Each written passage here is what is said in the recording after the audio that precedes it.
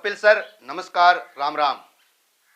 अब सब लोग मेरी तरफ देख रहे हो बहुत ही गौर से, यानी मेरे चेहरे पे इतनी खुशी कैसे है? सर हकीकत है मेरी पत्नी गांव गई हुए 3 दिन हो गए। जैसे ही सर मैं मेरी पत्नी को मायके छोड़ने के लिए गया ना, मतलब मेरे कोई खुशी का ठिकाना नहीं था।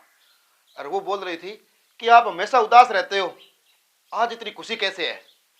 मैंने बोल दिया सर सीधी सीधी, रोज घर में व्याधि रहती है, आज घर से व्याधि निकल रही है।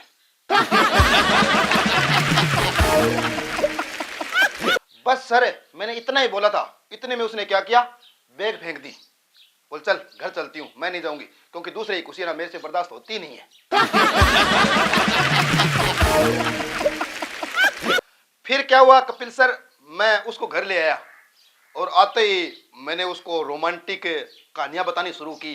मुझको देख तू पागल है और तू ना समझ है, तुझे इतनी समझ नहीं है, पुराने टाइम की बातें याद कर।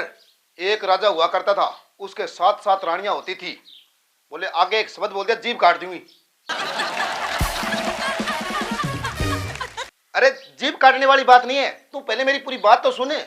एक राजा के 7 रानी, बोला लो वो 7 थी ना उस टाइम की बात है, अगर दूसरी की तरफ देख लिया ना तो पैर तोड़ के ऊंट में लगा के छोड़ दूंगी। सनी पाजी ज्यादा हंसने की बात नहीं है, फिर भी मैंने हौसला नहीं आ रहा, बंदे का जज्बा जुनून तो देखो। फिर मैंने उसको बोला कि देख तू इतना गुस्सा मत कर, और तू जैसा सोच रही है ना वैसा इंसान नहीं हूं, मैं बहुत ही शरीफ बंदा हूं और गांव में 3-4 बार कुटीर चुका हूं, आज तक मजाल है किसी को पता ही चला हो तो। काजोल मैम जैसे आप हंस रही हो ना, इसी तरह मैं कोई शो में गया था तो वहां जैसे बोल रहा था वो लड़की हंस रही थी, उसकी हंसी इतनी प्यारी थी, मुझे उससे प्यार हो गया।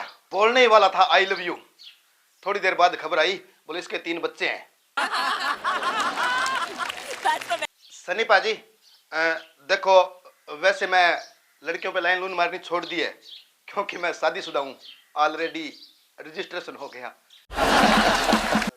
हाँ सनी पाजी लाइन से बात याद आई, एक बार क्या है एक रफ कॉपी ले रखी थी मैंने और उस पे ऐसे लाइन मार रहा था, इतने में मेरी घरवाली आई, बोली क्या कर रहे हो? मैंने तुरंत बोला लाइन मार रहा हूँ। फिर क्या हुआ सर, उसके हाथ में बेलन था, उसने बेलन मार दिया, ये देखा सर 3 बार झाड़ लगवा चुका हूँ। कपिल सर एक बात बताता हूँ आपको बहुत ही मजेदार। एक दिन क्या है मम्मी और पापा सब ने बोला मुझे कि बेटा सत्संग में जाना चाहिए, सत्संग में जाने से ज्ञान आता है।